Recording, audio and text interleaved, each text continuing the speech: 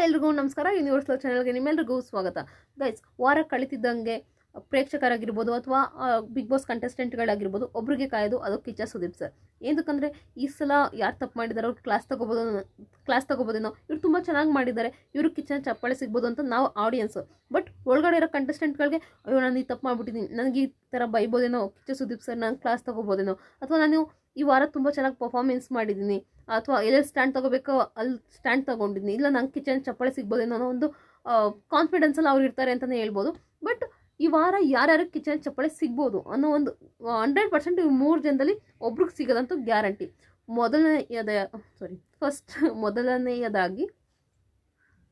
ಮೊದಲನೆಯದಾಗಿ ಅಶ್ವಿನಿ ಮೇಡಮ್ ಅವ್ರಿಗೆ ಸಿಗ್ಬೋದು ಕಿಚನ್ ಚಪ್ಪಾಳೆ. ಏಕೆಂದರೆ ಅವರೆಲ್ಲ ಸ್ಟ್ಯಾಂಡ್ ತೊಗೋಬೇಕು ತೊಗೊಂಡಿದ್ದಾರೆ. ಪರ್ಫಾರ್ಮೆನ್ಸ್ ಅಂತ ಬಂದರೆ ಅದ್ಭುತವಾಗಿ ಆಡಿದ್ದಾರೆ. 3 ಟಾಸ್ಕಲ್ಲಿ ಕೂಡ ಸಖತ್ತಾಗಿ ಆಡಿದ್ದಾರೆ ಅಂತಲೇ ಹೇಳ್ಬೋದು. ಅವರೆಲ್ಲೂ ಕೂಡ ನಾನು ಹೋಗ್ತೀನಿ ಅಂತ ಹೇಳಿದ್ದಾರೆ. ಟಾಸ್ಕ್ ಮುಗ್ದಾದ್ಮೇಲೆ ನಾನು ಚೆನ್ನಾಗಿ ಪರ್ಫಾರ್ಮೆನ್ಸ್ ಮಾಡಿದ್ದೀನಿ ಒಂದು ಸಲ ಹೇಳಿರೋದು. ಅದಾದಮೇಲೆ ಪ್ರತಿಯೊಬ್ಬರು ನಾನು ಹೋಗ್ಬೇಕು ಅಂದಾಗ ಆಯಿತು ಹೋಗಿ, ನಿಮ್ಮಲ್ಲಿ ಯಾರು ಹೋಗಿ ಅಂತ ಅಲ್ಲಿ ಪ್ರತಿಯೊಬ್ಬರೂ ಕೂರಿಸ್ಕೊಂಡು ನೀನು ಹೋಗ್ತೀಯಾ, ನೀವು ಹೇಳಿ ಯಾರು ಹೋಗಬೇಕು ಅಂತ ಪ್ರತಿಯೊಬ್ಬರನ್ನು ಕೇಳಿ ಒಂದು ಲೀಡರ್ಶಿಪ್ ಏನಿದೆ ಅದನ್ನು ನಿಭಾಯಿಸಿ ಒಬ್ರನ್ನ ಕಳಿಸೋದಿದೆಯಲ್ಲ ತುಂಬ ಕಷ್ಟವಾದು. ಬಟ್ ಆ ಗ್ರೂಪಲ್ಲಿ ಒಂದೊಂದು ಚಿತ್ರಣ ಅಂತಲೇ ಹೇಳ್ಬೋದು. ಆ ರಾಶಿಕಾ ಮತ್ತು ರಿಷಾ ಜಗಳ ನೋಡ್ಬಿಟ್ಟು ನಮ್ಮ ಅಕ್ಕಪಕ್ಕದ ಮನೆಯವರೆಲ್ಲ ಬಂದ್ಬಿಟ್ಟಿದ್ದಾರೆ, ನಾವು ಯಾರು ಜಗಳ ಆಡ್ತಿದ್ದೀರಾ, ಯಾಕೆ ಜಗಳ ಆಡ್ತಿದ್ದೀರಾ ನಿಮ್ಮ ಮನೆ ಅಂತ. ಬಟ್ ನಾವು ಜಗಳ ಆಡ್ತಾ ಇಲ್ಲ, ಇವರಿಬ್ರು ನಾಯಿಗಳ ತಗೆ ಕಯ ಅಂತಿದ್ದಾವೆ. ಆ ನಾಯಿಗಳ ವಾಯ್ಸ್ ಎಷ್ಟೋ ಕ್ಲಿಯರ್ ಇರುತ್ತೆ, ಬಟ್ ಇವ್ರ ವಾಯ್ಸ್ ಕ್ಲಿಯರ್ ಇಲ್ಲ. ಅದು ಏನಕ್ಕೆ ಜಗಳ ಆಡ್ತಿದ್ದೀರೋ ಹೇಳು ಹಾಗೆ ಹೀಗೆ. ಅಪ್ಪ ನಮ್ಮ ಓನರ್ ಆಂಟಿ ಅಂತೂ ಬಂದು ಏನು ಹೆಂಗೆ ಜಗಳ ಆಡ್ತಿದ್ದೀರಾ ಆಂಟಿ, ನಾವಲ್ಲ ಆಂಟಿ, ಇವ್ರು ಬಿಗ್ ಬಾಸ್ ಅವರು ಸೌಂಡ್ ಕಡಿಮೆ ಇಡೋ ಅಂತಿದ್ದಾರೆ. ಬಟ್ ನಮಗೆ ರಿಮೋಟೇ ಸಿಗ್ತಾ ಇಲ್ಲ. ಇವ್ರು ಜಗಳ ಸ್ಟಾರ್ಟ್ ಆದಾಗಿಂದ ಹುಡುಕ್ತಾ ಇದ್ದೀವಿ, ರಿಮೋಟು ಸಿಗ್ತಾ ಇಲ್ಲ. ಕೊನೆಗೆ ಟಿವಿನೇ ಆಫ್ ಮಾಡಿದ್ವಿ. ಅವ್ರ ಜಗಳ ಎಲ್ಲ ಕಂಪ್ಲೀಟ್ ಆದಮೇಲೆ ಸ್ಟಾರ್ಟ್ ಮಾಡಿದ್ವಿ ಅಂತಲೇ ಹೇಳ್ಬೋದು. ಆ ರೇಂಜ್ಗೆ ಜಗಳ ಆಡಿದ್ರು ಅಂತ ಹೇಳ್ಬೋದು. ಇನ್ನು ಎರಡನೆಯದಾಗಿ ರಘು ಸರ್ ಕಿಚನ್ ಚಪ್ಪಾಳೆ ಸಿಗೋ ಸಾಧ್ಯತೆ ಇದೆ. ಏಕೆಂದರೆ ರಘು ಸರ್ ತುಂಬ ಚೆನ್ನಾಗಿ ಟಾಸ್ಕು ಆಡಿದ್ದಾರೆ, ಎಲ್ಲರ ಜೊತೆ ಚೆನ್ನಾಗಿದ್ದಾರೆ. ಅವ್ರ ಕೆಲಸ ಏನಿದೆ ಅದನ್ನು ತುಂಬ ಚೆನ್ನಾಗಿ ನಿಭಾಯಿಸಿದ್ದಾರೆ. ಟಾಸ್ಕ್ ಅಂತ ಬಂದಾಗ ಅದ್ಭುತವಾಗಿ ಆಡಿದ್ದಾರೆ.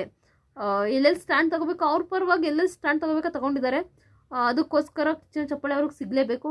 2 ಸಲ ಕ್ಯಾಪ್ಟನ್ಸಿ ಈಗ ಎರಡನೆಯದಾಗಿ ಕ್ಯಾಪ್ಟನ್ ಕೂಡ ಆಗಿದ್ದಾರೆ. ತುಂಬ ಖುಷಿಯಾಗುತ್ತೆ. ರಘು ಸರ್ ಒಳ್ಳೆ ಮನುಷ್ಯ ಅಂತಲೇ ಹೇಳ್ಬೋದು. ರಘು ಸರ್ ಅವ್ರು ಬಂದಾಗ ಹೇಳ್ತಿದ್ರು ನಾನು ತುಂಬ ಕೋಪಿಷ್ಟ ಹಾಗೆ ಹೀಗೆ ಅಂತ. ಬಟ್ ಆ ಥರ ಏನೂ ಇಲ್ಲ, ತುಂಬ ಅದ್ಭುತವಾದ ಮನುಷ್ಯ ಅಂತ ನಾನು ಹೇಳ್ಬಲ್ಲೆ. ಇನ್ನು ಮೂರನೆಯದಾಗಿ ಕಾವ್ಯ. ನನಗೆ ರಘು ಸರ್ ಕಿಚನ್ ಚಪ್ಪಾಳೆ ಸಿಗಲಿಲ್ಲ ಅಂದ್ರೂ ಇಲ್ಲ, ಕಾವ್ಯ ಮತ್ತು ಅಶ್ವಿನಿ ಅವರಲ್ಲಿ ಇವರಿಬ್ಬರಲ್ಲಿ 100% ಯಾರು ಒಬ್ಬರು ಕಿಚನ್ ಚಪ್ಪಾಳೆ ಸಿಗುತ್ತೆ. ಕಾವ್ಯಗೆ ಏನು ಕಿಚನ್ ಚಪ್ಪಾಳೆ ಸಿಗಬೇಕು ಅಂತ ಹೇಳ್ತೀನಿ ನೋಡಿ. ಕಾವ್ಯ ಎಲ್ಲೆಲ್ಲಿ ಸ್ಟ್ಯಾಂಡ್ ತೊಗೋಬೇಕಲ್ಲ 100% ತೊಗೊಂಡಿದ್ದಾಳೆ. ಏನಕ್ಕೆ ಅಂದರೆ ರಕ್ಷಿತಾ ಇವರು ರಘು ಸರ್ನ ನಾಮಿನೇಟ್ ಮಾಡ್ತಾಳೆ. ಅವಾಗ ಕೂಡ ಹೋಗಿ ಕೇಳ್ತಾಳೆ, ನೀನು ಯಾಕೆ ರಘು ಸರ್ನ ನಾಮಿನೇಟ್ ಮಾಡಿದೆ, ನೀನು ಅಷ್ಟೂ ರಘು ಸರ್ನ ನಾಮಿನೇಟ್ ಮಾಡಿದೆ ಅಲ್ವಾ, ಅವರು ವೀಕ್ ಅಂತ ನಾಮಿನೇಟ್ ಮಾಡಿದೆ. ಇನ್ನು ಸುಧೀರ್ನ ಏನಕ್ಕೆ ಈ ಕಡೆ ಸೇಫ್ ಇದಕ್ಕೆ ಕಳಿಸ್ದೆ, ನೀನು ಅವ್ರನ್ನ ನಾಮಿನೇಟ್ ಮಾಡಬೇಕು ಅಂತ ಹೇಳಿದ್ಮೇಲೆ ಇವ್ರನ್ನೇಗೆ ಸೇಫ್ ಮಾಡಿದೆ. ಅಲ್ಲಿ ಸ್ಟ್ರಾಂಗ್ ಆಗಿರೋರು ಸೇಫ್ ಆಗಬೇಕು ಹೊರತು ವೀಕ್ ಆಗಿರೋರಲ್ಲ. ವೀಕ್ ಆಗಿರೋರು ಮನೆಗೆ ಹೋಗಬೇಕು. ನೀನು ವೀಕ್ ಆಗಿರೋರ್ನೇಗೆ ಸೇಫ್ ಮಾಡಿದೆ. ಅಯ್ಯೋ ಅವರೆಲ್ಲ ಆಲ್ರೆಡಿ ಏನಂತ ಸೆಲೆಕ್ಟ್ ಮಾಡಿಬಿಟ್ಟಿದ್ರು. ನೀನು ಅವ್ರನ್ನೆಲ್ಲ ಅವರು ಆಲ್ರೆಡಿ ಅಭಿಗೂ ಸೆಲೆಕ್ಟ್ ಆಗಿರೋ, ಅಭಿನ ಸೆಲೆಕ್ಟ್ ಮಾಡಿದ್ರು. ನೀನು ಹೆಂಗೆ ರಘು ಸರೇ ನಾಮಿನೇಟ್ ಆಗಬೇಕಂತ ನಿಂತ್ಕೊಂಡು, ಅದೇ ರೀತಿ ಬೇರೆ ಯಾರಾದರೂ ನಾಮಿನೇಟ್ ಆಗ್ಬೋದು, ಸೇಫ್ ಆಗ್ಬೋದು, ಸುಧೀರ್ ಬದಲು ಸ್ಟ್ರಾಂಗ್ ಆಗಿರೋ ಅಂತ ನಿಂತ್ಕೋಬೋದಾಗಿತ್ತಲ್ಲ, ನೀನು ಏನಕ್ಕೆ ನಿಂತ್ಕೊಳ್ಳಿಲ್ಲ ಅಂತ ಅದಕ್ಕೆ ಹೇಳ್ತಾರೆ. ಆಗ ರಕ್ಷಿತವ್ರು ಹೇಳ್ತಾರೆ ಟೈಮ್ ಸಾಲಿಲ್ಲ ಹಾಗೆ ಹೀಗೆ ಅಂತ ಹೇಳ್ತಾರೆ. ಓಕೆ ಅಂತ ಅಲ್ಲಿ ಬಿಡ್ತಾರೆ. ಅಲ್ಲೂ ಕೂಡ ಸ್ಟ್ಯಾಂಡ್ ತೊಗೊಂಡಿದ್ದಾಳೆ ಅಂತಲೇ ಹೇಳ್ಬೋದು.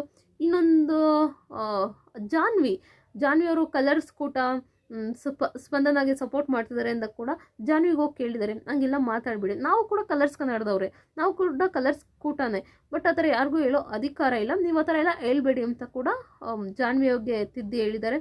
ಇನ್ನು ಮೂರನೆಯದಾಗಿ ನೆನೆ ತುಂಬ ಜನ ಉರ್ಕೊಂಡಿದ್ದಾರೆ. ಏನಂದರೆ ಕಾವ್ಯ ಒಂದು ನಿಮಿಷ, ಏನಕ್ಕಂದರೆ ಕಾವ್ಯ ರಕ್ಷಿತಾಗೆ ಕಳಪೆ ಕೊಟ್ಬಿಟ್ರು ಅಂತ. ಬಟ್ ಏನಕ್ಕೆ ಕೊಟ್ಟರು ಅಂತ ಅರ್ಥ ಮಾಡ್ಕೊಳ್ಳಿ. ಕಳಪೆ ಏನು ಕೊಟ್ಟರು ಅಂದರೆ ಅವರಲ್ಲಿ ಒಂದು ಸ್ಟ್ಯಾಂಡೇ ಇಲ್ಲ. ಏನಂದರೆ ರಘುನ ನಾಮಿನೇಟ್ ಮಾಡ್ತಾಳೆ, ಅದೇ ರೀತಿ ಅವರು ಅವರು ವೀಕ್ ಅಂತ ನಾಮಿನೇಟ್ ಮಾಡೋದು. ಅವ್ರು ಮನೆಗೆ ಹೋಗಲಿ ವೀಕ್ ಇದ್ದಾರೆ ಅಂತ ನಾಮಿನೇಟ್ ಮಾಡ್ತಾರೆ. ಅಂದರೆ ಅಬ್ಬಿಗಿಂತ ವೀಕ್ ಇದ್ದಾರೆ ಅಂತಲೇ ಮಾಡೋದು ಅವಳು ನಾಮಿನೇಟ್. ಅವ್ರು ವೀಕ್ ಇದ್ದಾರೆ ಅಂತ ನಾಮಿನೇಟ್ ಮಾಡಿದ್ನಿ ಅಂತ ಹೇಳ್ತಾರೆ. ಅದಾದ ನಂತರ ಅವರು ಕ್ಯಾಪ್ಟನ್ ಆಗ್ತಿದ್ದಂಗೆ ರಘು ಅಣ್ಣ ಹಾಗೆ ಹೀಗೆ ಅಂತ ಅದ್ರ ಬಗ್ಗೆ ಅಶ್ವಿನಿ ಅವರು ಕೂಡ ಮಾತಾಡ್ತಾರೆ. ಅದರಲ್ಲಿ ಸ್ಪಂದನ ಕಾವ್ಯ ಕೂಡ ಕೂತ್ಕೊಂಡು ಮಾತಾಡ್ತಾರೆ.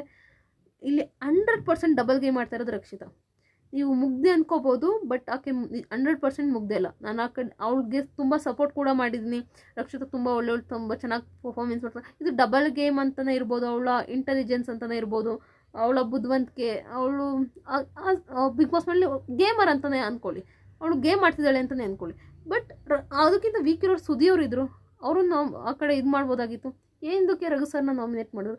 ಅದೇ ಸೇಫ್ ಟೀಮಲ್ಲೇ ತುಂಬ ಏನಂತಾರೆ ಗೇಮೇ ಆಡ್ತಿದ್ದವರು ಅಥವಾ ವೀಕ್ ಇರೋರು ಇನ್ನೂ ತುಂಬ ಜನ ಇದ್ದರು. ಅವ್ರನ್ನೆಲ್ಲ ಬಿಟ್ಟು ವೀಕ್ ಇರೋ ಅಭಿನಯ ಬಿಟ್ಟು ನೀನು ರಘು ಸರ್ನ ನಾಮಿನೇಟ್ ಮಾಡ್ತೀನಿ ಅಂದರೆ ಹೆಂಗೆ? ಅದೇ ರಘು ಸರ್ ಕ್ಯಾಪ್ಟನ್ ತಕ್ಷಣ ರಘು ಅಣ್ಣ ರಘು ಸರ್ ಇಷ್ಟೆಲ್ಲ ಡ್ರಾಮಾ ಏನಕ್ಕೆ ಬೇಕು? ಏನಕ್ಕೆ ಇಷ್ಟೊಂದು ಡಬಲ್ ಗೇಮ್ ಅಂತ ಅದಕ್ಕೋಸ್ಕರನೇ ಕಳಪೆ ಕೂಡ ಕೊಡೋದು. ನಿನ್ನಲ್ಲಿ ನಿನಗೆ ಕ್ಲಾರಿಟಿ ಇಲ್ಲ ಅನ್ನೋ ಒಂದು ರೀತಿಲಿ ಕಾವ್ಯ ಕೊಡ್ತಾರೆ. ಅದಕ್ಕೆ ತುಂಬ ಜನ ಉರ್ಕೊಂಡಿದ್ದಾರೆ. ಅದಕ್ಕೆ ಅವಶ್ಯಕತೆ ಇಲ್ಲ ಗೈಸ್, ಅವಳು ಕರೆಕ್ಟಾಗೇ ಕೊಟ್ಟಿದ್ದಾಳೆ ಕಾವ್ಯ. ಅದ್ರ ಪ್ರಕಾರ ಹೋದರೆ ಕಾವ್ಯಗೆ 100% ಕಿಚ್ಚನ ಚಪ್ಪಾಳೆ ಸಿಗೋ ಸಾಧ್ಯತೆ ಇದೆ ಅಂತ ನನಗೆ ಅನ್ನಿಸ್ತಿದೆ. ನೋಡುವ. ಅಶ್ವಿನಿ ಇಲ್ಲ ಕಾವ್ಯ ಇವರಿಬ್ಬರಲ್ಲಿ ಯಾರಿಗಾರು ಒಬ್ರು ಕಿಚ್ಚನ ಚಪ್ಪಾಳೆ ಸಿಗೋದಂತೂ ಗ್ಯಾರಂಟಿ. ಇಲ್ಲ ರಘು ಸರ್. 3 ಜನದಲ್ಲಿ ನಿಮ್ಮ ಪ್ರಕಾರ ಯಾರಿಗೆ ಸಿಗಬೇಕು, ಯಾರಿಗೆ ಸಿಗಬಾರ್ದು ಅಂತ ಕೂಡ ಕಮೆಂಟ್ ಬಾಕ್ಸಲ್ಲಿ ಕಮೆಂಟ್ ಮಾಡಿ.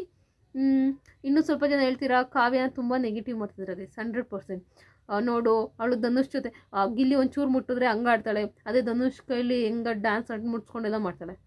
ನಿಮ್ಗೊಂದು ವಿಷಯ ಗೊತ್ತಾ? ಗಿಲ್ಲಿದು ತಟ್ಟೆಯಿಂದ ಇಡ್ಬೋದು, ಬಟ್ಟೆಯಿಂದ ಇರ್ಬೋದು, ಎಲ್ಲ ಇಂಪ್ರೂವ್ ಸಿಗ್ತಾಳೆ ಅವಳು ಪಾಪ.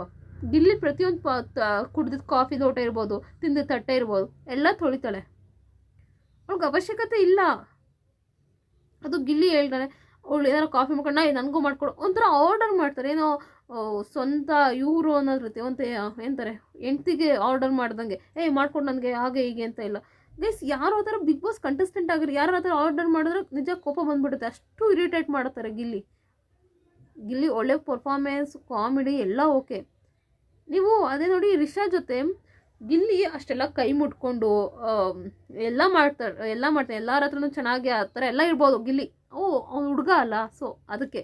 ಬಟ್ ಹುಡುಗಿ ಬೇರೆ ಹುಡುಗನ ಜೊತೆ ಇರೋಂಗಿಲ್ಲ, ಅದು ಕೆಟ್ಟಾಗ ಅಯ್ಯೋ ಹೆಂಗೆ ಮುಡ್ಸ್ಕೊಳ್ತಾಳೆ. ಅದೇಂಗೆ ಹುಡುಗಿ ಅಂದಮೇಲೆ ಎಲ್ಲ ಒಂದೇ. ಅದು ಸರಿ ಕಾವ್ಯ ಯಾವ ಥರ ಹೇಳಿದಾಳ ನಂಗೆ ಗಿಲ್ಲಿ ಲವ್ ಮಾಡ್ತಿದ್ದೀನಿ ಅಂತ. ಅವಳಿಗೆ ಸೆಲೆಕ್ಟ್ ಮಾಡೋಕ್ಕೆ ಅವ್ರ ತಮ್ಮ ಇದ್ದಾರೆ, ಅವ್ರ ಫ್ಯಾಮಿಲಿ ಇದೆ, ಅವ್ಳಿಗೆ ಹುಡುಗನ ಹುಡ್ಕೋಕ್ಕೆ.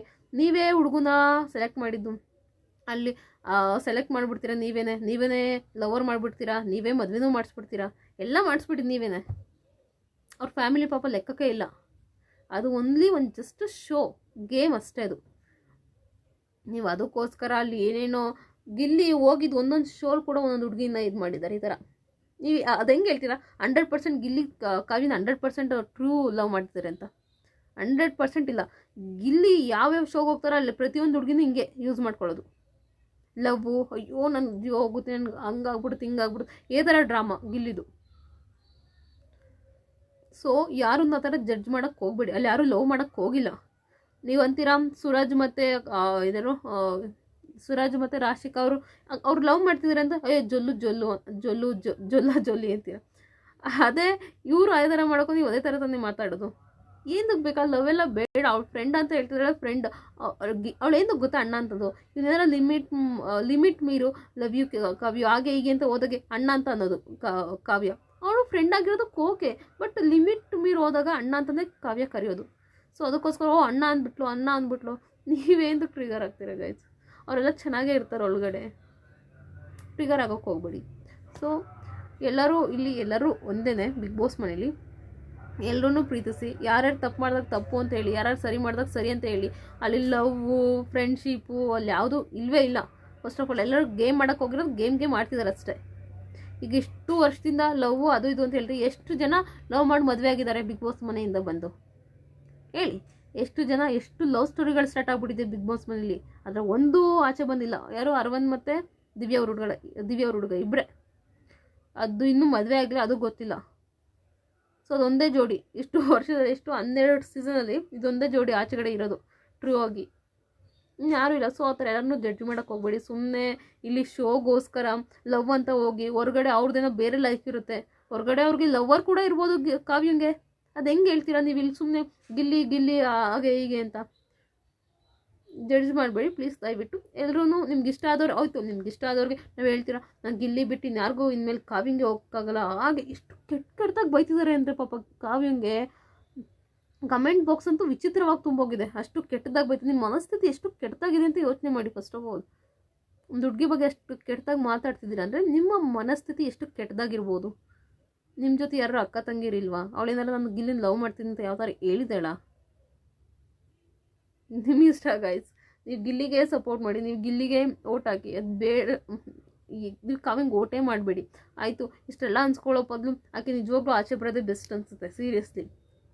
ಅವ್ಳಿಗೂ ಅಷ್ಟೋ ಫ್ಯಾನ್ಸ್ ಇದ್ದಾರೆ. ಸೊ ನೀವು ಗಿಲ್ಲಿಗೆ ಓಟ್ ಮಾಡಿ. ನಿಮ್ಮಿದು ನಿಮಗೆ, ನಿಮ್ಮ ಏನಂತಾರೆ, ನೀವು ಅಭಿಮಾನಿಯಾಗಿದ್ದಾರೆ ಗಿಲ್ಲಿಗೆ, ನೀವು ಗಿಲ್ಲಿನ ಪ್ರೀತಿಸ್ತೀರಾ, ನಿಮ್ಮ ಫೇವ್ರೆಟ್ ಕಂಟೆಸ್ಟೆಂಟ್, ಇಲ್ಲಿಗೆ 100% ಓಟ್ ಮಾಡಿ. ಆದರೆ ಒಬ್ಬರನ್ನ ದ್ವೇಷಿಸೋಕ್ಕೆ ಹೋಗಬೇಡಿ. ಗಿಲ್ಲಿ ಕೂಡ ಗೇಮ್ಗೋಸ್ಕರನೇ ಕಾವ್ಯನ ಯೂಸ್ ಮಾಡ್ಕೊಳ್ತಿರೋದು. ಅಂತ ಕಾವ್ಯನಂತ ಒಳ್ಳೆ ಫ್ರೆಂಡ್ಸ್ ಸಿಗೋಕ್ಕೆ ನಿಜವಾಗ್ಲೂ ಗಿಲ್ಲಿ ಪುಣ್ಯ ಮಾಡಿದ್ದಾರೆ. ಯಾರು ಆ ಥರ ಇದು ಮಾಡಲ್ಲ. ಅಷ್ಟು ಇರಿಟೇಟ್ ಮಾಡಿದ್ರು ಸಹಿಸ್ಕೊಂಡು. ಎಷ್ಟೋ ಸಲ ರಘು ಸರ್ ಕೂಡ ಬೈದ್ಬಿಟ್ಟಿದ್ದಾರೆ, ಹಂಗೆ ಮಾಡ್ಕೊಳಕ್ಕೆ ಎದೊಳಗೆ ನೀನು ಹಿಂಗೆಲ್ಲ ಮಾಡೋದು ಸರಿ ಇರೋ ಅಂತ, ಇರಿಟೇಟ್ ಮಾಡ್ಬೇಡ ಅಂತ ರಘು ಸರ್ ಕೂಡ ರೇಗಾಡ್ಬಿಟ್ಟಿದ್ದಾರೆ ಗಿಲ್ಲಿ ಮೇಲೆ. ಯಾರು ಅಷ್ಟು ಸಹಿಸ್ಕೊಳ್ಳೋದು, ಅಷ್ಟು ಓವರಾಗಿ ಯಾರೂ ಸಹಿಸ್ಕೊಳ್ಳೋದ. ಅವರೆಲ್ಲ ಸಹಿಸ್ಕೊಂಡಿದ್ದಾರೆ ಅಂದರೆ ಖುಷಿ ಪಡಿ. ಇಷ್ಟು ಹೇಳೋಕ್ಕೆ ಇಷ್ಟಪಡ್ತೀನಿ ಗೈಸ್, ನಿಮ್ಮ ಇಷ್ಟ, ಯಾರು ಸಪೋರ್ಟ್ ಮಾಡ್ಕೊಳ್ಳಿ. ಬಟ್ ಒಂದು ಹುಡುಗಿನ ಅಷ್ಟು ಕೀಳು ಮಟ್ಟದಲ್ಲಿ ನೋಡಬೇಡಿ ಅಂತ ಹೇಳೋಕ್ಕೆ ಇಷ್ಟಪಡ್ತೀನಿ. ಥ್ಯಾಂಕ್ ಯು ಸೋ ಮಚ್ ಪೂರ್ತಿ ವಿಡಿಯೋ ನೋಡೋದಕ್ಕೆ. ಧನ್ಯವಾದಗಳು.